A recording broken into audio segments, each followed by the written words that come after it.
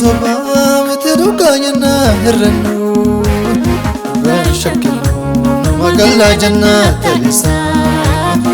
yaayyo galee bootannaa katasa dhugaan shakkinu nama gallaa jannata lisa yaayyo galee bootannaa katasa dhugaan shakkinu nama gallaa jannata lisa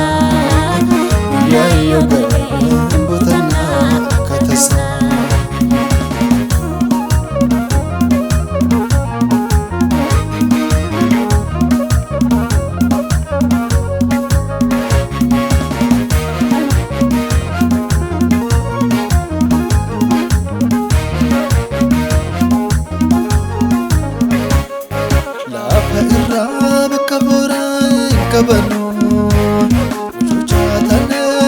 kabatan kabano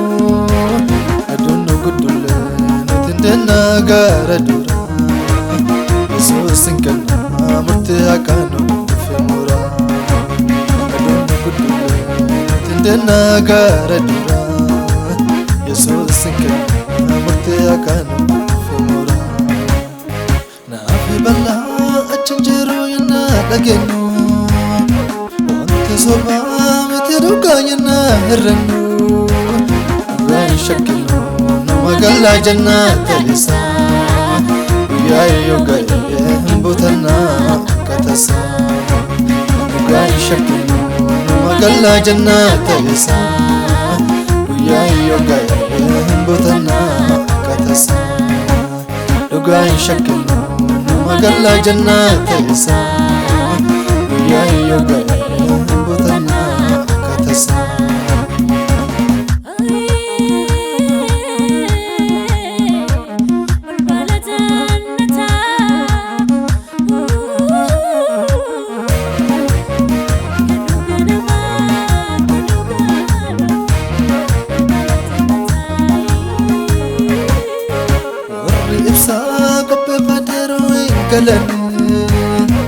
warri bobosi asumatti hafani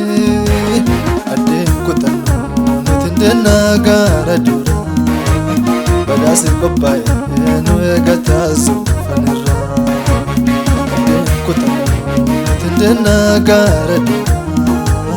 badhaasi qophaa'e nu eegataasu fanirra naafi bal'aa achinjiru yana dhagennu soba mitirukaayana hirrannu dhugaan shakkinu nama gallaa jannata lisa yaayyo galee bootannaa katasa dhugaan shakkinu nama gallaa jannata lisa yaayyo galee bootannaa katasa dhugaan shakkinu nama gallaa jannata lisa yaayyo galee katasa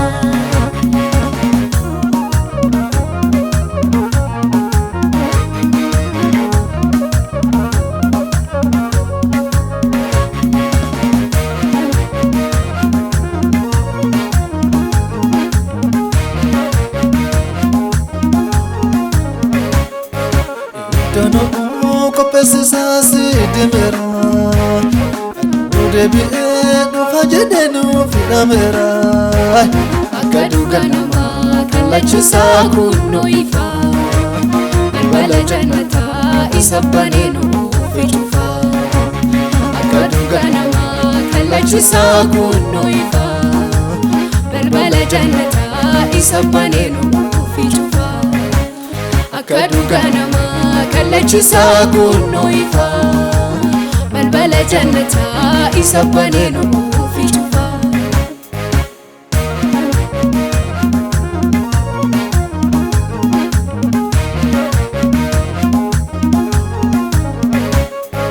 akka urjii sanya isaa zoofannisa achi keessa jiraatani qullootisa olollee jabaadhaa dhufa isaa himamina durbolee gowwolee shanan sanii taa'ina olollee jabaadhaa dhufa isaa himamina durbolee gowwolee shanan sanii ta'ina naafi bal'aa achin jiru yana dhageenu wanta sobaa miti dhugaa yana hirrennu dhugaan shakkinu nama gallaa janna talisa yaayyo ga'ee bootana katasa dhugaan shakkinu nama gallaa janna talisa yaayyo ga'ee bootana katasa dhugaan shakkinu nama gallaa janna talisa yaayyo ga'ee bootana katasa akka dukkanamaa kallaachisa kunuunfa wala jannata isa banee cufa akka dukkanamaa kallaachisa kunuunfa wala jannata isa banee cufa akka dukkanamaa kallaachisa kunuunfa wala jannata isa banee